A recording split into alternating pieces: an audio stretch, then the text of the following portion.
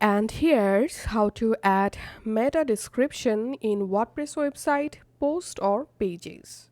Log into your WordPress admin dashboard and now we have to install a plugin. So go to add new plugin page and search here Yoast SEO. All you have to need install and activate this Yoast SEO plugin in your WordPress.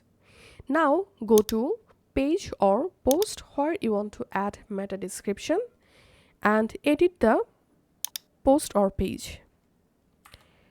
Once you are in the specific post or page editor, now to add meta description to the post or page, scroll down and here you see this Yoast SEO section.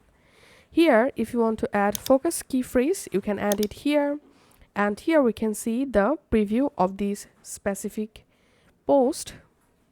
Now here we can see the meta description box. So in this meta description box, add your meta description for the post or page, and here we can see the preview. Now all you have to need, click on save to update your change. So that's how we can easily add meta description in WordPress. Thanks for watching.